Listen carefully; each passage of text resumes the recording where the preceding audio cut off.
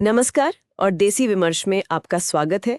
आज हम एक ऐसे टॉपिक पर बात कर रहे हैं जो भारत की विदेश नीति, उसकी स्ट्रेटेजिक पार्टनरशिप्स और ग्लोबल डिप्लोमेसी, मतलब इन तीनों के बीच का जो एक नाजुक संतुलन है उसको दिखाता है। हाल में रॉयटर्स की एक रिपोर्ट आई जिसमें दावा किया गया कि एक भारतीय कंपनी ने रूस की 2 कंपनियों को HMX नाम का एक मिलिट्री विस्फोटक भेजा है और ये चीज़ अमेरिका की जो प्रतिबंध नीति है उससे शायद टकरा सकती है। तो सवाल कई उठते हैं, क्या भारत ने कोई अंतर्राष्ट्रीय कानून तोड़ा?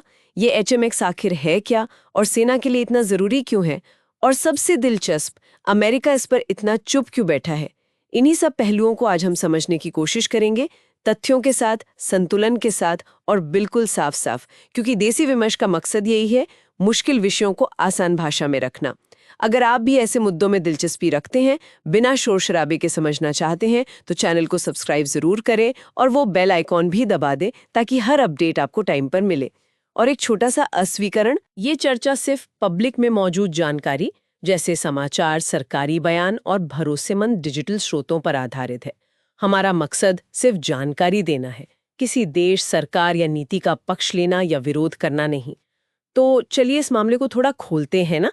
रॉयटर्स की रिपोर्ट कह रही है कि दिसंबर 2024 में भारत की एक कंपनी है आइडियल डेटोनेटर्स प्राइवेट लिमिटेड। जी, आइडियल डेटोनेटर्स। हाँ, इसने रूस की 2 कंपनियों को नाम है प्रोमिसेंटेज और हाई टेक्नोलॉजी इनिशिएशन सिस्टम्स, इनको HMX नाम का विस्फोटक भेजा है। शिपमेंट की कीमत भी बताई गई है करीब $1.4 मिलियन और ये गया है रूस के समारा ओब्लास्ट और सेंट पीटर्सबर्ग। अच्छा। और ये सारी जानकारी वो कह रहे हैं भारतीय कस्टम्स के डेटा से मिली है जो कि पब्लिक में उपलब्ध है। हाँ, और देखिए ये HMX जो है ये कोई आम विस्फोटक नहीं है, इसको ऑक्टोजन भी कहते हैं। ऑक्टोजन? जी, और इसकी ताकत जो है वो RDX या TNT जैसे जो जाने माने विस्फोटक हैं उनसे कहीं ज्यादा होती है। ओह अच्छा। तो इसका इस्तेमाल मुख्य रूप से मिलिट्री में ही होता है, जैसे मिसाइल और टॉर्पीडो के वॉरहेड में, रॉकेट को आगे धकेलने वाले प्रोपेलेंट में, तोप के गोलों में।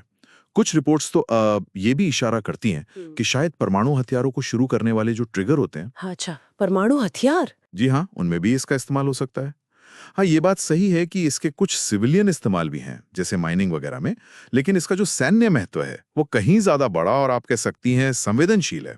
तो मतलब ये वाकई गंभीर किस्म का एक्सप्लोसिव है, ये सिर्फ कोई दिवाली के पटाखे बनाने वाला सामान नहीं है। बिल्कुल नहीं। लेकिन फिर अमेरिका का रुख क्या है इस पर? क्योंकि जहां तक मुझे याद है अमेरिका ने तो रूस को ऐसे सामानों की सप्लाई पर साफ चेतावनी दी हुई है, प्रतिबंध लगाने की धमकी भी दी है, खासकर ये यूक्रेन युद्ध के बाद। हाँ, दी है। और हमने देखा भी है पहले, अक्टूबर 2024 में 19 भारतीय फर्मों पर कार्रवाई हुई थी एयरक्राफ्ट पार्ट्स वगैरह रूस भेजने के मामले में। हाँ, जी हाँ। फिर जनवरी 2025 में 2 शिपिंग कंपनियों पर भी एक्शन लिया गया था जो रूस के आर्कटिक LNG प्रोजेक्ट से जुड़ी थी। बिल्कुल। तो ये सवाल मन में आता है कि भी इस बार आइडियल डेटोनेटर्स पर अभी तक कोई कार्रवाई क्यों नहीं हुई? ये थोड़ा मतलब हैरान करता है। हाँ, ये एक वाजिब सवाल है और अमेरिकी चुप्पी के पीछे देखिए कई परतें हो सकती हैं, शायद कई कारण हों। अगर हम थोड़ी बड़ी तस्वीर देखें तो एक अहम वजह हो सकती है अमेरिका की चीन को बैलेंस करने की जो रणनीति है। हाँ, इंडो पैसिफिक। जी बिल्कुल, और उसके लिए उसे भारत जैसे बड़े स्ट्रैटेजिक पार्टनर की जरूरत है। तो शायद अमेरिका इस मुद्दे को अभी दबा रहा हो, मतलब भविष्य के लिए बचा के रख रहा हो सकता है भविष्य में शायद इसे एक लेवरेज की तरह इस्तेमाल करने के लिए, मतलब जरूरत पड़ने पर भारत पर दबाव बनाने के लिए। ये भी मुमकिन है कि अंदरूनी तौर पर अभी जांच चल रही हो या वो सोच विचार कर रहे हो कि करना क्या है। कुछ जानकार तो ये भी मानते हैं कि ये जो रॉयटर्स की रिपोर्ट है ये शायद जानबूझकर लाई गई हो ताकि मौजूदा अमेरिकी प्रशासन पर एक्शन लेने का दबाव बने। अच्छा, ये भी एक एंगल है। हाँ, और वहीं अगर हम भारत के पक्ष की बात करें, जो कुछ अनाम सरकारी सूत्रों के हवाले से खबर आई है, तो उनका सीधा कहना है कि ये एक्सपोर्ट पूरी तरह कानूनी था। ओके। सारे नियम कानून, अंतर्राष्ट्रीय हों या भारतीय, उनका पालन किया गया है।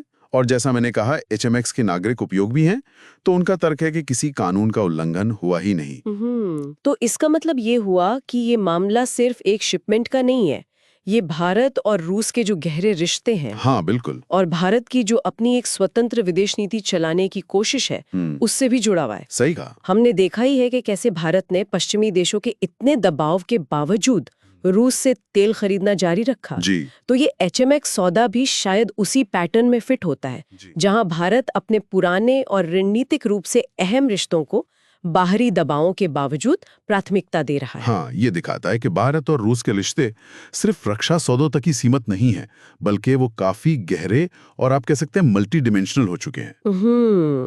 और यहीं से देखिए स्थिति और भी पेचीदा हो जाती है। भारत साफ तौर पर अमेरिका और रूस दोनों बड़े पावर्स के साथ अपने रिश्तों में एक संतुलन बनाने की कोशिश कर रहा है। हाँ, ये तो है। अब आगे क्या होता है, ये देखना दिलचस्प होगा। क्या इस मुद्दे पर भविष्य में कोई टकराव बढ़ेगा या इसे पर्दे के पीछे डिप्लोमेटिक बातचीत में इस्तेमाल किया जाएगा?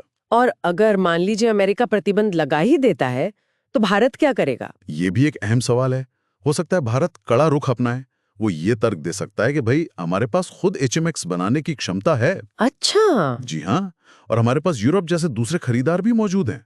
वो ये भी कह सकते हैं कि एक कंपनी पर प्रतिबंध लगाने से भारत की इतनी बड़ी रक्षा इंडस्ट्री पर कोई खास असर नहीं पड़ेगा। तो ये वाकई एक बहुत ही जटिल डिप्लोमेटिक शतरंज की बिसात है, जिस पर दोनों देश अपनी चालें चल रहे हैं। बिल्कुल। तो ये मामला जितना सीधा दिखता है, उतना है नहीं। अगर आपने ये पॉडकास्ट अंत तक सुना है तो आपका बहुत बहुत धन्यवाद। भारत की विदेश नीति और उसके रणनीतिक फैसले अक्सर सतह पर जितने आसान लगते हैं, अंदर से उतने ही जटिल और बहुस्तरीय होते हैं। अगर आपको ये विषय सोचने पर मजबूर करता है तो इस वीडियो को लाइक करें, इसे शेयर करें और हाँ, चैनल को सब्सक्राइब करना ना भूलें। देसी विमर्श पर हम ऐसे ही गहरे लेकिन जरूरी विषयों को सरल भाषा में आपके लिए लाते हैं, बिना किसी पक्षपात या हेडलाइन के शोर शराबे के। हमारे दूसरी वीडियोस भी जरूर देखें, जहां हम भारत के रक्षा, विदेश और रणनीतिक मामलों पर और गहराई से बात करते हैं। याद रखिए, जब विमर्श तथ्यों पर आधारित हो तभी जागरूकता सार्थक बनती है। फिर मिलते हैं एक नए विषय के साथ। तब तक के लिए सतर्क रहिए, सोचते रहिए और जुड़े रहिए देशी विमर्श से। जय हिंद।